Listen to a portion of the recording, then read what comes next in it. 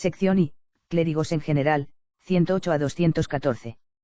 Cum Iuris Canonics 1917. 108. P1. Los que se dedican a funciones sagradas al menos mediante la primera tonsura se denominan clérigos. P2. No todos los clérigos tienen el mismo rango, pero existe una jerarquía sagrada entre ellos, que está subordinada entre sí. P3. De la institución divina, la jerarquía sagrada, fundada en el poder del orden, está formada por obispos, sacerdotes y ministros, fundada en el poder de jurisdicción, incluye al pontificado supremo y al episcopado subordinado, de institución eclesiástica, se agregaron otros grados. 109. Aquellos que son admitidos en la jerarquía eclesiástica no derivan su poder del consentimiento del pueblo o del nombramiento de una autoridad secular, pero están constituidos en los grados del poder del orden por la santa ordenación, en el pontificado soberano, directamente por derecho divino, mediante legítima elección y aceptación de la elección, en los demás grados de jurisdicción, por la misión canónica. 110. Aunque ciertos clérigos reciben de la Santa Sede el título de prelado, honoris causa, sin obtener jurisdicción alguna, la ley designa a los prelados, según el verdadero sentido de la palabra, ya sean clérigos laicos o regulares, que obtienen la jurisdicción ordinaria en el fuero externo. Título 1. Asociación de secretarios a una diócesis determinada. 111 a 117. 111. P1. Todos los clérigos deben estar adscritos a una diócesis o a un instituto religioso, de modo que los clérigos que carezcan de este vínculo no sean admitidos en ningún caso. P2. Al recibir la primera tonsura el clérigo es adscrito o, según el término recibido, incardinado a la diócesis, para cuyo servicio ha sido promovido. 112. Además de los casos previstos en el can. 114, Lata.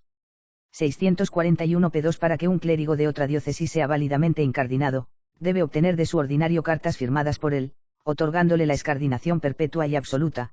También deberá obtener del ordinario de su nueva diócesis cartas de incardinación perpetua y absoluta, con la firma de este ordinario. 113. La escardinación y la incardinación no pueden ser concedidas por un vicario general, a menos que se le otorgue un mandato especial, ni por vicario capitular, salvo que haya transcurrido un año desde la vacante de la sede episcopal y con la condición de que el capítulo dé su consentimiento. 114. Hay escardinación e incardinación, si el ordinario de una diócesis extranjera confiere a un clérigo un beneficio residencial, con el consentimiento por escrito del ordinario del clérigo, o con el permiso escrito, dado al clérigo por su ordinario, para dejar la diócesis para siempre. 115. Un clérigo también es expulsado de su diócesis, si hace profesión religiosa, según las prescripciones del can. 585. 116. La escardinación solo puede hacerse por una causa justa y solo produce su efecto cuando ha seguido una incardinación en otra diócesis. El ordinario de esta otra diócesis debe informar al ordinario de la diócesis anterior lo antes posible. 117. El ordinario no procederá a la incardinación de un clérigo extranjero excepto si N1, la necesidad o la utilidad de la diócesis no lo requieren, sin perjuicio de las prescripciones de la ley sobre el título canónico de ordenación. N2, que se ha obtenido la prueba mediante documento legítimo de la legítima escardinación, y que además se han recibido de la curia de la diócesis anterior, en secreto si fuere necesario, testimonios oportunos sobre el nacimiento, vida, costumbres y estudios del clérigo. Especialmente cuando se trata de incardinar a quienes son de diferentes idiomas o nacionalidades, por su parte, el ordinario anterior debe, bajo la grave obligación de conciencia, tener mucho cuidado para que los testimonios correspondan a la verdad. N3, el clérigo ha declarado, bajo juramento ante el mismo ordinario o su delegado, que desea dedicarse para siempre al servicio de su nueva diócesis. Lacis 111 a 117. Título 2, Derechos y privilegios de los secretarios. 118 a 123. 118.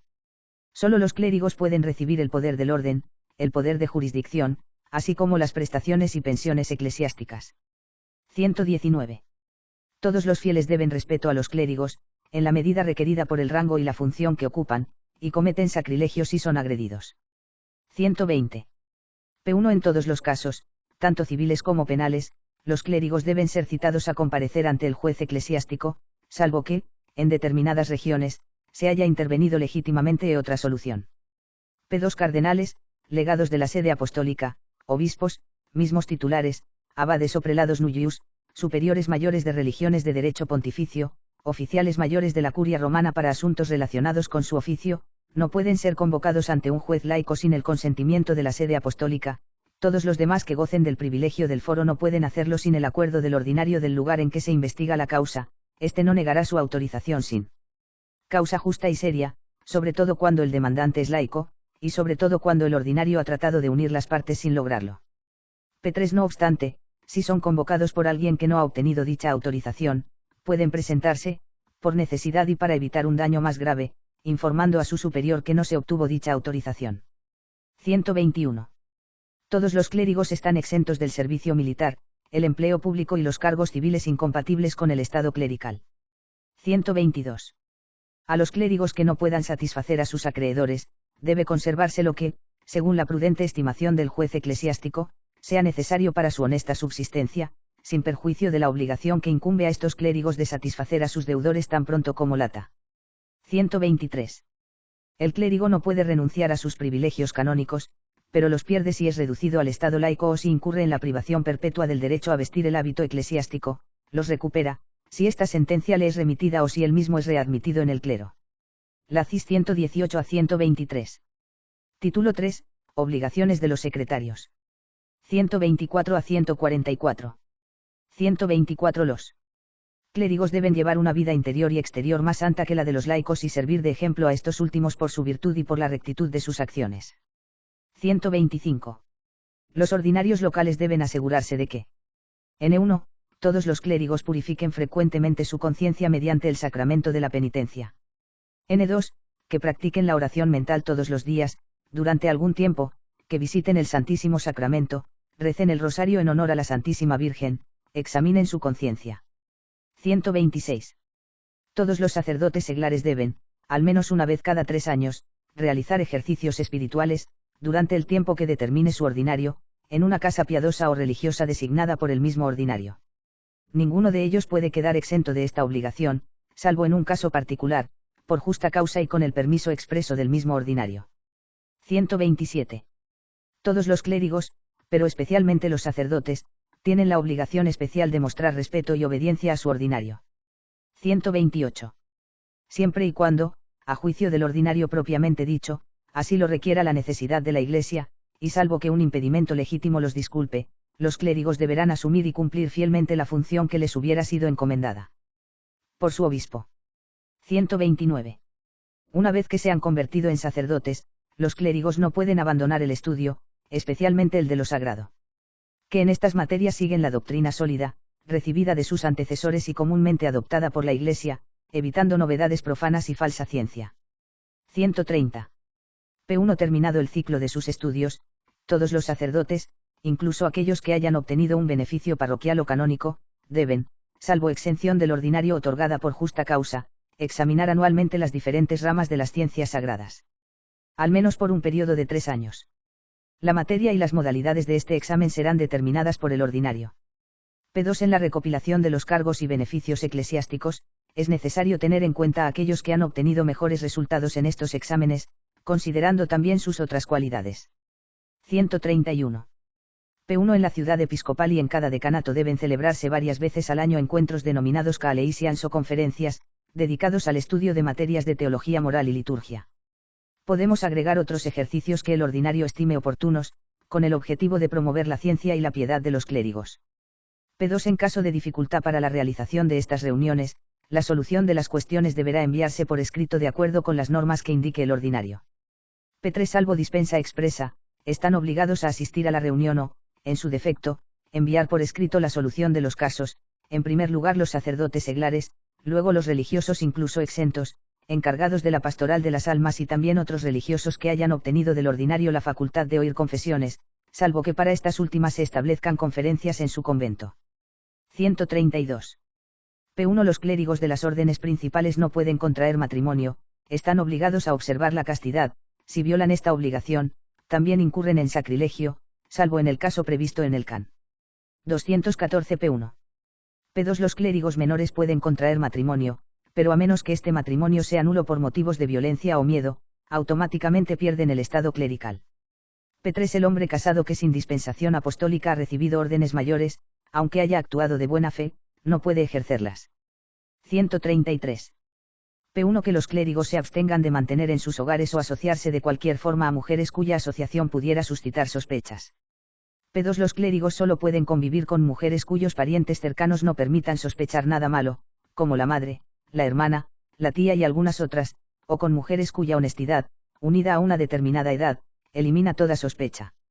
P3 Y la convivencia con mujeres que normalmente no deberían despertar sospechas, o su frecuentación dio lugar, en algún caso particular, a un escándalo o un peligro de incontinencia, corresponde al ordinario del lugar juzgar estas circunstancias y, en su caso, prohibir a los clérigos la citada convivencia o frecuentación. P4 En ausencia en este asunto se presume que convive. 134.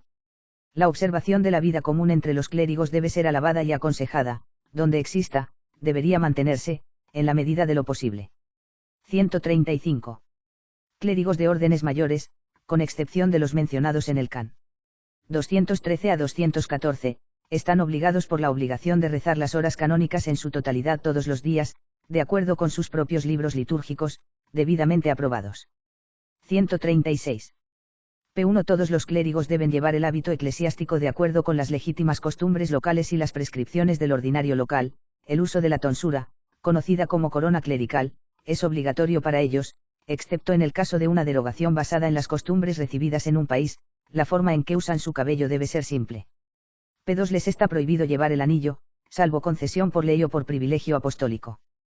P3 Los clérigos menores que abandonan el hábito eclesiástico y la tonsura por su propia autoridad y sin una causa legítima, y que son amonestados por el ordinario no se reparan en el plazo de un mes, dejan ipso jure de pertenecer al estado clerical. 137. El clérigo no puede soportar la fianza, ni siquiera comprometiendo sus bienes personales, sin haber consultado al ordinario del lugar. 138. Los clérigos deben abstenerse absolutamente de todo lo que no se adapte a su estado, no pueden ejercer trabajos contrarios al decoro clerical, ni participar en juegos de azar en los que hay dinero en juego, ni portar armas, a menos que tengan un motivo justificado para temer, ni ir a cazar, si se trata de cacerías ruidosas, nunca participe, ni entrar en posadas y lugares afines, sin necesidad o sin otra justa causa admitida por el ordinario del lugar. 139. P1 Los clérigos deben abstenerse de ocupaciones que, aunque no impropias, son ajenas al estado clerical. P2 Sin un indulto de la Santa Sede, los clérigos no pueden ejercer la medicina ni la cirugía, no pueden ser tabaleros ni notarios, excepto en una curia eclesiástica, no pueden aceptar empleo público que implique el ejercicio de jurisdicción o administración secular.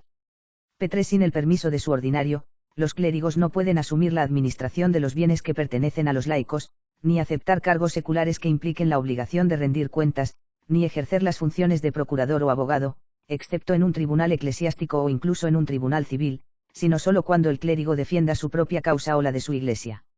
Los clérigos no pueden tener ninguna participación en juicios penales seculares, persiguiendo la aplicación de severas sanciones personales, ni siquiera pueden dar testimonio de ello, excepto en caso de necesidad. P4 El cargo de senador o miembro de un cuerpo legislativo no puede ser solicitado ni aceptado por clérigos sin el permiso de la Santa Sede, en regiones donde se ha impuesto una prohibición papal, en otras regiones, no pueden hacerlo sin el permiso acumulativo de su propio ordinario y del ordinario del lugar donde se llevará a cabo la elección. 140. Que los clérigos no asistan a espectáculos, bailes y reuniones sociales que no se adapten a su condición o que sean de tal naturaleza que su presencia cause escándalo, especialmente en los teatros. 141.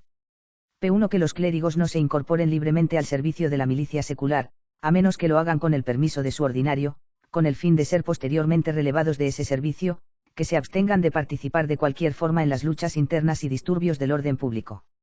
P2 Un clérigo menor que, a pesar de esta defensa, se compromete espontáneamente al servicio militar, es automáticamente despojado del estado clerical. 142 A los clérigos se les prohíbe dedicarse al comercio, por sí mismos o por otros, ya sea para su propio beneficio o para el de los demás. 143. Los clérigos, aunque no tengan ningún beneficio u oficio obligatorio de residencia, no pueden estar ausentes de su diócesis por un tiempo considerable, sin el permiso, al menos presumido de su ordinario. 144. Un clérigo que, con el permiso de su ordinario, se ha trasladado a otra diócesis, puede ser llamado por causa justa y por respeto a la equidad natural. Asimismo, el ordinario de la diócesis extranjera podrá denegarle, por justa causa, el permiso para prolongar su estancia en la diócesis extranjera, salvo que le haya conferido un beneficio. Lacis 124 a 144. Título 4, Oficinas eclesiásticas. 145 a 195. 145. P1 en sentido amplio, el oficio eclesiástico es cualquier función ejercida con un fin espiritual. En sentido estricto, es una función establecida en virtud de una ley divina o eclesiástica, función que debe conferirse según las reglas de los santos cánones y que implica cierta participación del poder eclesiástico, sea de orden o de jurisdicción. P2 en derecho, el oficio eclesiástico se entiende en sentido estricto, a menos que el contexto sugiera otro significado. 146. Para los oficios benéficos en particular, es necesario observar, además de los cánones que siguen, las prescripciones contenidas en el can. 1409 pies cuadrados. La CIS 145 a 146. Cap 1 de la atribución de oficios eclesiásticos. 147 a 182. 147. P1 Un oficio eclesiástico no puede obtenerse válidamente sin atribución canónica. P2 Por disposición canónica se entiende la concesión de un oficio eclesiástico, hecha por la autoridad eclesiástica competente, de acuerdo con las reglas del Santo Cánones. 148.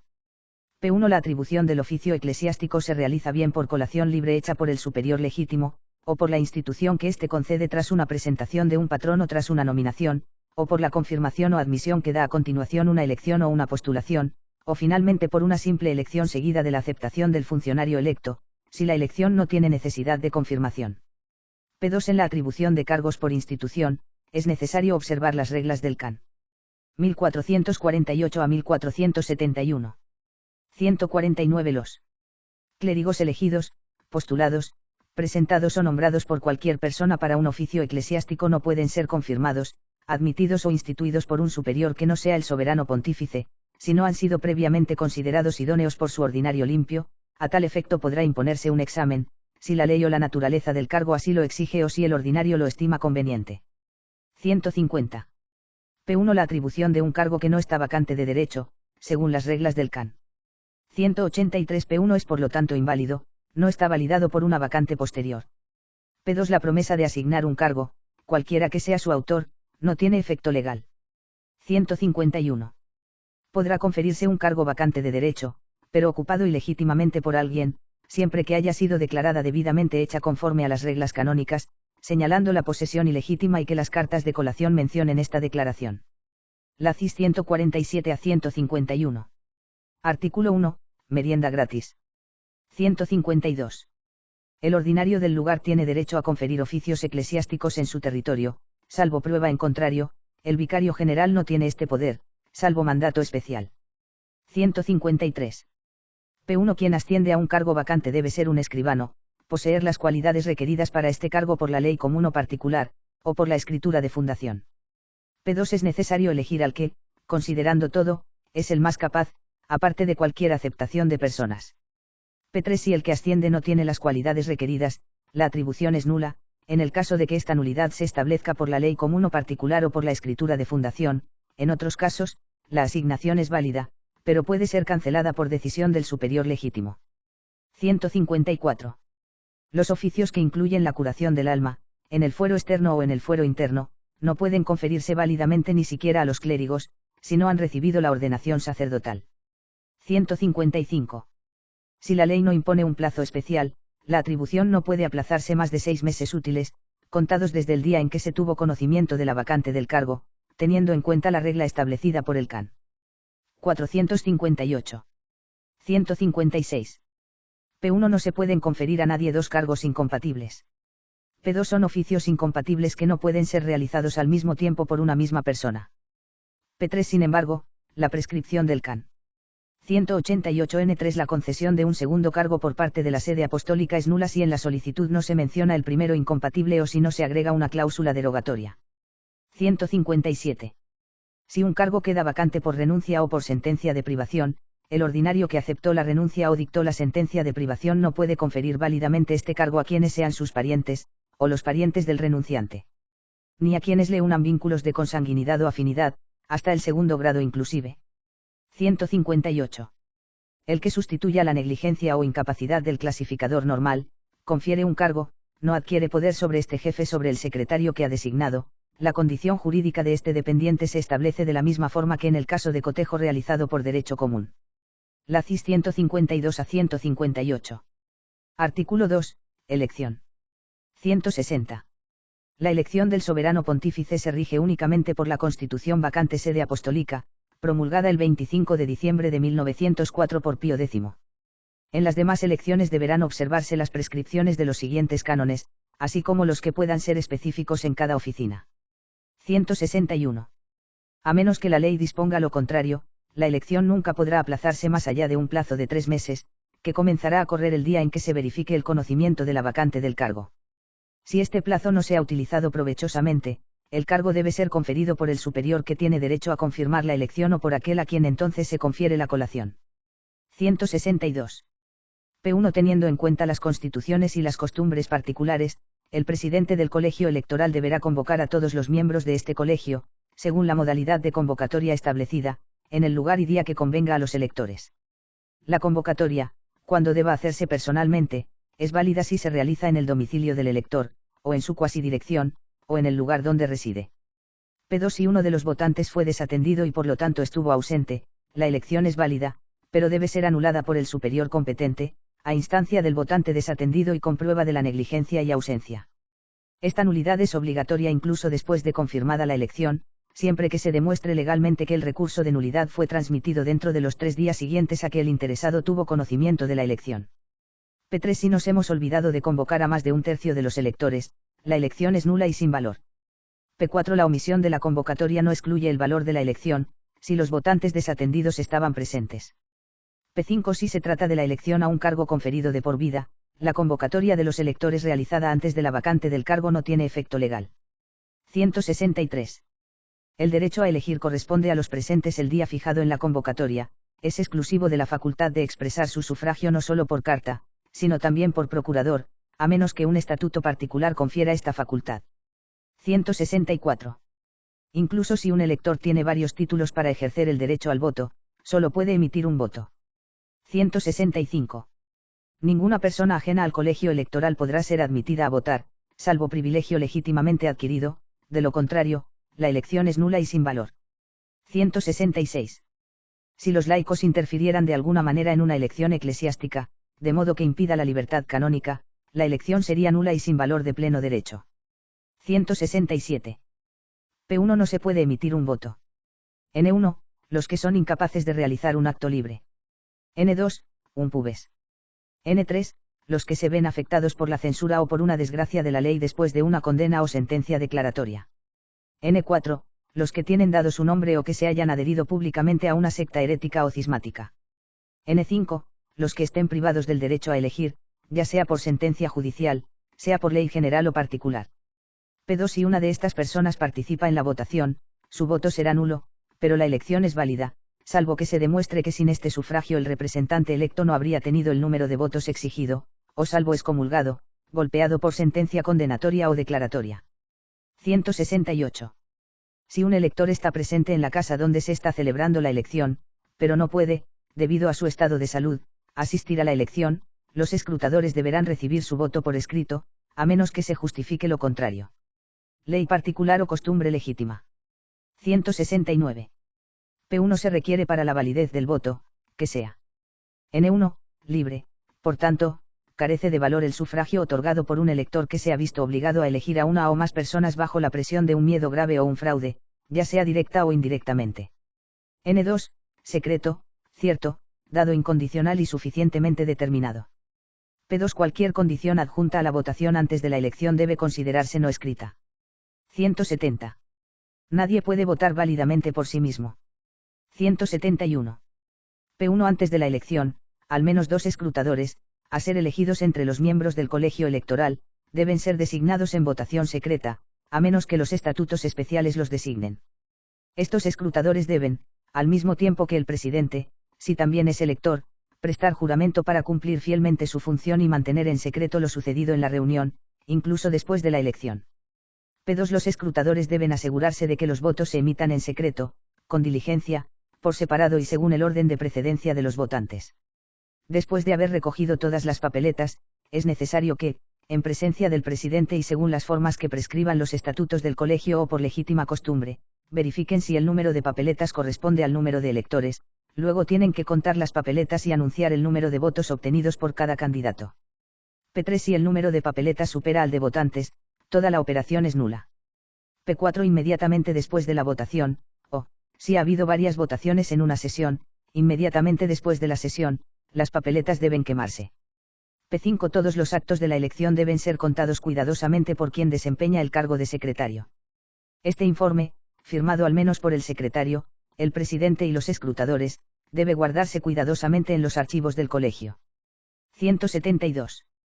P1 a menos que la ley disponga lo contrario, la elección también puede hacerse mediante compromiso, es decir que los electores pueden, por consentimiento unánime y otorgado por escrito, transferir, para una elección determinada, su derecho a elegir a una o más personas, tomadas dentro o fuera del colegio electoral. Estas personas realizan la elección en nombre de todos los electores, en virtud del mandato que han recibido. P2 si se trata de un colegio clerical, los representantes deben ser sacerdotes. P3 se requiere para la validez de la elección, que los representantes que ejercen el compromiso observen las condiciones fijadas al compromiso, si no son contrarias al derecho común. En ausencia de condiciones especiales, debe observarse el derecho común sobre elecciones, las condiciones que le fueran contrarias quedan sin efecto. P4 si el compromiso da mandato a una sola persona, ésta no puede elegirse a sí mismo, si hay varios representantes, ninguno de ellos puede consentir que su sufragio se convierta en el de los demás para que él mismo sea elegido. 173. El compromiso cesa y el derecho a elegir vuelve a los constituyentes. N1, por la revocación que ha hecho el colegio electoral, antes de que el compromiso haya recibido un inicio de. N2, si una condición adjunta al compromiso no se ha verificado o no se ha cumplido. N3, si se determina que la elección ha sido nula. 174. Este último debe ser elegido para ser elegido y proclamado por el presidente del colegio, que obtuvo el número de votos exigido, según el cálculo indicado en el CAN. 101. 175. La elección debe ser notificada de inmediato al representante electo, quien dentro de los 8 días hábiles, contados a partir de la notificación, deberá declarar si acepta o renuncia a la elección. En caso de no realizar esta declaración, pierde todos los derechos adquiridos en virtud de la elección. 176. P1 si el funcionario electo renuncia, pierde todos los derechos adquiridos por la elección, aunque posteriormente se arrepienta de haber renunciado, pero puede volver a ser elegido. Sin embargo, el colegio no puede proceder a una nueva elección durante el primer mes siguiente al conocimiento de la renuncia. P2 al aceptar al funcionario electo, si no necesita confirmación, adquiere inmediatamente todos los derechos, de lo contrario, adquiere solo un derecho condicional para obtener el cargo. P3 antes de haber recibido la confirmación, el elegido no puede, con el pretexto de la elección, inmiscuirse en la administración del cargo, ni en la espiritual ni en la temporal, los actos de administración que tomaría son nulos. 177. P1 si la elección necesita ser confirmada, el representante electo debe, dentro de los 8 días siguientes a la aceptación, solicitar la confirmación al superior competente, ya sea directamente o por medio de otro. De no hacerlo, se le priva de todos los derechos, a menos que se demuestre que se le ha impedido legítimamente solicitar esta confirmación. P2 si el elegido se considera apto y si la elección se hizo de acuerdo con las reglas de la ley, el superior no puede rechazar la confirmación. P3 la confirmación debe realizarse por escrito. P4 después de haber recibido la confirmación, el funcionario electo adquiere plenos derechos sobre el cargo, a menos que la ley disponga lo contrario. 178. Si la elección no ha tenido lugar dentro de los plazos prescritos, o si el colegio es privado de su derecho a elegir por medida penal, la colación libre del cargo recae en el superior que debió haber confirmado la elección o que posea el derecho de colación, en ausencia del colegio. 179. P1 si el que los votantes consideran apropiado y quieren elegir no puede debido a un impedimento legal para ser elegido, los votantes pueden solicitar su nominación por el superior competente. La postulación solo es posible si el impedimento es uno de aquellos cuya exención está ordinariamente concedida o permitida por la ley. Se puede realizar incluso para una oficina que no requiera la confirmación de la elegida. P2 los representantes de un compromiso no pueden postularse, a menos que, en el mandato o el compromiso, estén expresamente autorizados a hacerlo. 180. P1 para que la postulación sea válida, se debe obtener la mayoría de los votos. Además, si tiene lugar al mismo tiempo que la elección, debe obtener 2/3 de los votos. P2 el sufragio de postulación debe expresarse con estas palabras yo postulo, o un término equivalente. La fórmula, elijo o postulo, o una fórmula equivalente, se aplica a la elección, en ausencia de impedimento, de lo contrario, es válido para la postulación. 181. P1 la postulación debe enviarse dentro de los 8 días al superior responsable de confirmar la elección, si este superior tiene derecho a prescindir del impedimento. Si no lo tiene, la postulación debe enviarse al soberano pontífice o y otro superior dotado de la facultad necesaria.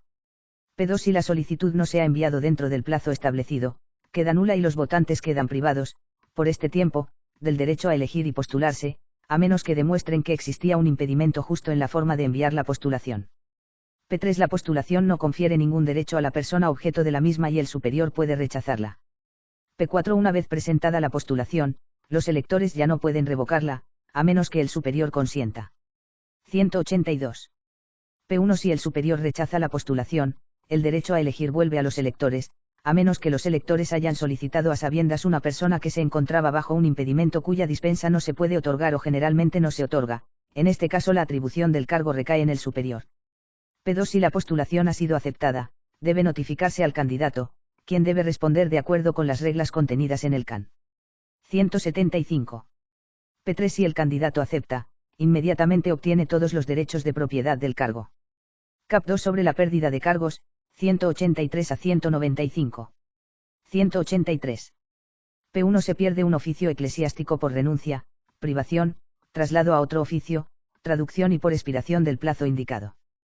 P2. Si el superior que confirió el cargo pierde, por cualquier motivo, su propia jurisdicción, no se sigue que el cargo conferido por él también se pierda, a menos que la ley disponga lo contrario o salvo la presencia en el acto de colación de la fórmula, según nuestro buen gusto u otra fórmula equivalente. 184. Toda persona cuerda y libre puede, por justa causa, renunciar a un oficio eclesiástico, a menos que la renuncia esté prohibida por una prohibición especial. 185.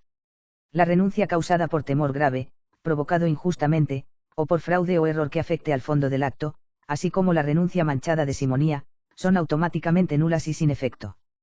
186.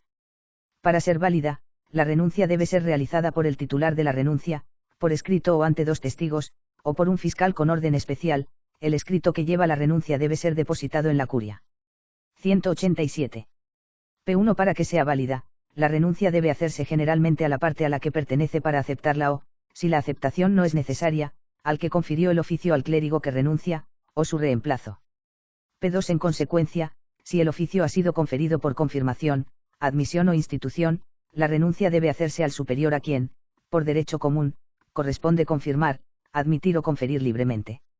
188.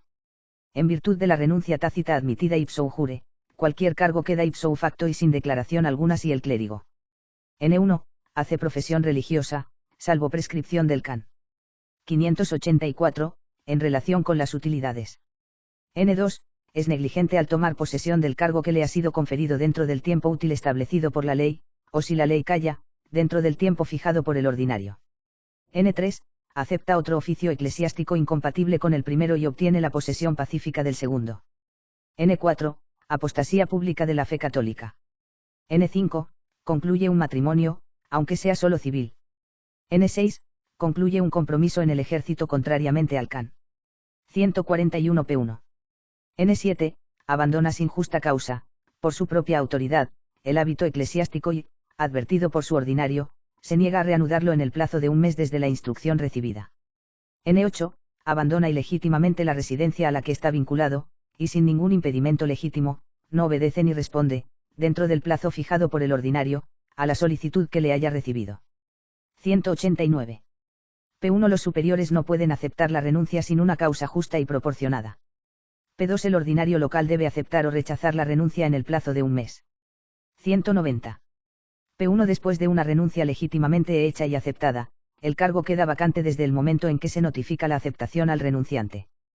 P2. Quien renuncia debe permanecer en el cargo hasta recibir la notificación segura de que el superior acepta su renuncia. 191. P1. Una vez efectuada legítimamente la renuncia, no se puede reconsiderar, pero el renunciante puede obtener el cargo por otro título. P2. La renuncia y su aceptación deberán ser comunicadas con la suficiente antelación a quienes tengan derecho a ejercer en él. 192. P1. La privación de un cargo se produce ya sea por derecho o por decisión del legítimo superior. P2. Si se trata de un cargo inamovible, el ordinario no puede privarlo de él a su clérigo sino mediante un juicio realizado según las reglas de la ley. P3. Si se trata de un cargo removable, la privación podrá ser decretada por el ordinario por cualquier causa justa, estimada prudentemente, incluso en ausencia de delito, respetando las reglas de la equidad natural. No se requiere que el ordinario siga un procedimiento especial, excepto con respecto a los pastores removables, la privación solo produce sus efectos después de haber sido insinuada por el superior. De este decreto del ordinario se puede apelar a la Santa Sede, pero solo con efecto devolutivo. 193. P1. El traslado de un cargo a otro solo puede hacerlo quien tenga derecho al mismo tiempo a aceptar la renuncia, a remover al secretario de un cargo y a nombrar el otro. P2. Si la transferencia se realiza con el libre consentimiento del secretario, es suficiente que se base en una causa justa. Si se realiza contra la voluntad del clérigo, requiere una causa del mismo orden y un procedimiento de la misma naturaleza que para la privación. Pero para el traslado de sacerdotes, es necesario tener en cuenta el can.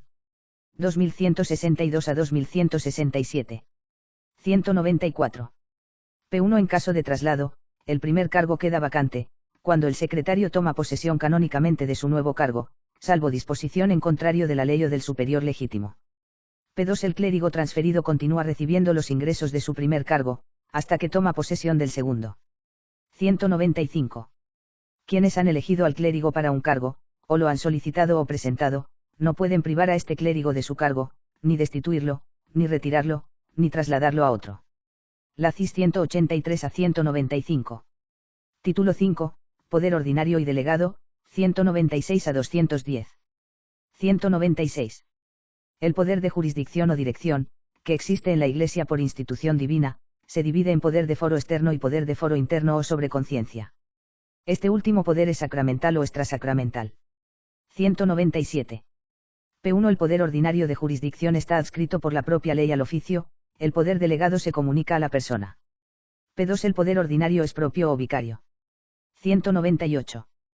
P1. En derecho, con excepción del sumo pontífice, los obispos residentes con sus vicarios generales, los abades nullius y los prelados con sus vicarios generales, los administradores apostólicos, los vicarios apostólicos y los prefectos, cada uno por su territorio, así como aquellos que, en su defecto de los dignatarios antes mencionados, sean designados por las prescripciones de la ley, o de las constituciones aprobadas, o por legítima costumbre para reemplazarlos, y son también ordinarios.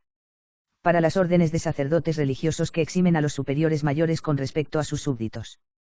P2. Por ordinario local o local nos referimos a todos los que acabamos de enumerar, a excepción de los superiores religiosos. 199. P1. Quien posea la competencia ordinaria de la jurisdicción podrá delegarla en otro, total o parcialmente, salvo disposición legal en contrario.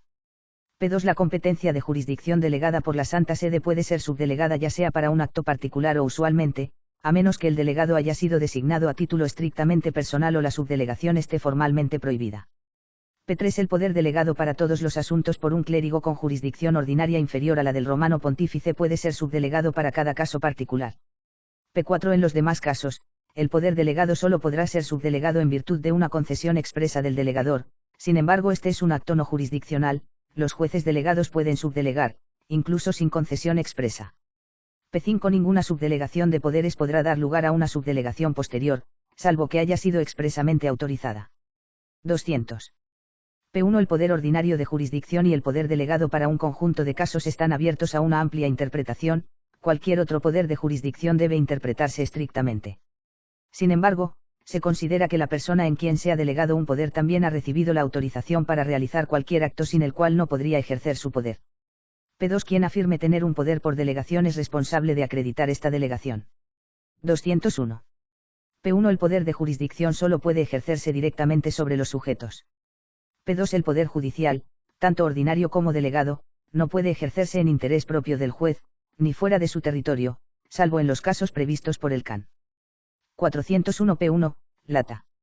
881 P2, Lata. 1637. P3. Salvo obstáculos derivados de la naturaleza de las cosas o de la ley, quien posea la potestad de la jurisdicción voluntaria, o extrajudicial, puede ejercerla incluso en su propio interés, también puede ejercerlo, si se encuentra fuera de su territorio y también respecto de un sujeto que estaría fuera del territorio. 202. P1. Los actos de la competencia de la jurisdicción ordinaria o delegada, conferidos al fuero externo, también se aplican al fuero interno, pero no se permite la solución inversa. P2. El poder de jurisdicción otorgado para el fuero interno también puede ejercerse en el fuero interno extrasacramental, a menos que se requiera su ejercicio en el fuero sacramental. P3. Si no se ha expresado el foro para el cual se otorgó el poder, se considerará otorgado el poder para ambos foros, a menos que de la naturaleza de las cosas surja lo contrario. 203. P1. Un delegado que sobrepasa los límites de su mandato, en cuanto a personas o cosas, no produce ningún resultado legal. P2. Sin embargo, no se considera que haya excedido los límites de su mandato, el cual lleva a cabo su mandato de una manera diferente a la que prefiere la autoridad delegante, a menos que la manera en sí haya sido prescrita por el delegador como condición para ser observado. 204. P1. Si alguien se dirige directamente al superior, sin pedir la intervención del inferior, no se suspende la jurisdicción voluntaria de éste, sea ordinaria o delegada. P2. Sin embargo, si el caso se ha remitido a un tribunal superior, el tribunal inferior ya no tiene que ocuparse de él, salvo por una razón grave y urgente, y en este caso debe informar inmediatamente a la superiora. 205. P1. Si varias personas han recibido una delegación de competencia para un mismo caso, y si existe alguna duda sobre el alcance de esta pluralidad, conjunta o colegiada, se presume que la competencia es para cada una, en caso de desgracia para conceder, y que se dé colegialmente, en caso de un asunto legal. P2. Si hay varios delegados, cada uno de los cuales es competente, el que ha comenzado a tratar el caso excluye a los demás, a menos que posteriormente se le impida o renuncie a continuar el mismo caso. P3. Si la delegación se da a un colegio, todos los miembros de este colegio deben tratar el caso juntos, bajo pena de nulidad de los actos, a menos que el mandato incluya otra solución. 206. Si se han delegado sucesivamente varias personas, la ejecución del caso corresponde a aquel cuyo mandato es anterior a los demás mandatos, salvo que haya sido expresamente revocado por rescripto posterior. 207.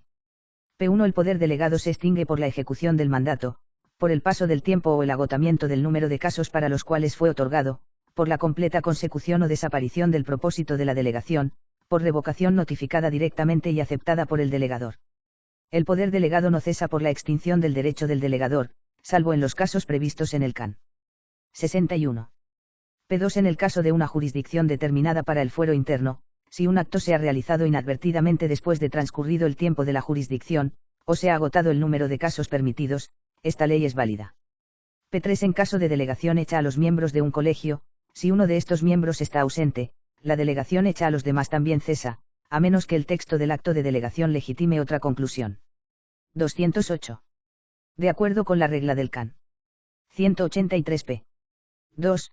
El poder ordinario no se extingue por la desaparición del derecho de quien confiere el cargo al que se vincula el poder, pero este poder cesa por la pérdida del cargo al que está adscrito, se suspende tras un recurso legítimo interpuesto, salvo que este recurso tenga un efecto puramente devolutivo, teniendo en cuenta el can. 2264, Lata. 2284. 209. En caso de error común o duda positiva y probable, sobre una cuestión de derecho o de hecho, la Iglesia sustituye la jurisdicción tanto por tribunales externos como internos. 210. La potestad de orden que proviene de un superior eclesiástico legítimo, ya sea por adscripción a un oficio o por concesión a una persona determinada, no puede ser encomendada a otra, salvo que el derecho o un indulto particular lo permitan expresamente. La CIS 196 a 210. Título 6, Reducción de secretarios al Estado laic, 211 a 214. 211. P1. Aunque la santa ordenación, una vez conferida legítimamente, nunca puede declararse nula, el clérigo que ha recibido una orden mayor puede ser devuelto al Estado laico mediante un rescripto de la Santa Sede o mediante un decreto. O una sentencia pronunciado conforme al can. 214, o finalmente por la pena de degradación. P2. El clérigo menor es devuelto al Estado laico, no solo por el hecho mismo por las razones indicadas por la ley, sino también por su propia voluntad, previa advertencia del ordinario local, o incluso por decreto del mismo ordinario, expedido por justa causa. El ordinario puede emitir este decreto si, a fin de cuentas, considera prudentemente que la promoción del clérigo a las órdenes sagradas no sería favorable al honor del estado clerical. 212. P1. Para que el clérigo menor, devuelto al estado laico por cualquier motivo, sea readmitido entre los clérigos, debe obtener la autorización del ordinario de la diócesis en la que fue incardinado por ordenación. Esta autorización solo podrá concederse después de un examen detenido de la vida y la moral del interesado, un examen acompañado de un tiempo de prueba suficiente, a determinar por el mismo ordinario. P2. El clérigo de las órdenes mayores que haya regresado al estado laico debe, para ser readmitido en el estado clerical, obtener la autorización de la Santa Sede. 213. P1. Todos aquellos que han sido devueltos legítimamente al estado secular o han regresado legítimamente a él pierden sus cargos, beneficios, derechos y privilegios clericales como resultado, se les prohíbe llevar el hábito eclesiástico y la tonsura. P2. Sin embargo, el clérigo de las órdenes mayores está obligado a observar el celibato, excepto en el caso previsto en el can. 214. 214. P1. El clérigo que recibió una orden sagrada bajo la presión de un miedo grave y que luego, liberado de este miedo, no demostró, al menos tácitamente por el ejercicio de esta orden, que ratificaba libremente la orden recibida, mientras sometiéndose voluntariamente a las obligaciones clericales, debe ser devuelto por sentencia judicial al Estado laico. Esta decisión requiere pruebas suficientes de coerción y falta de ratificación. Implica el cese de las obligaciones del celibato y de la recitación de las horas canónicas. P2. La coacción sufrida por el clérigo y la falta de ratificación deben probarse, según las reglas indicadas en el can. 1993 a 1998.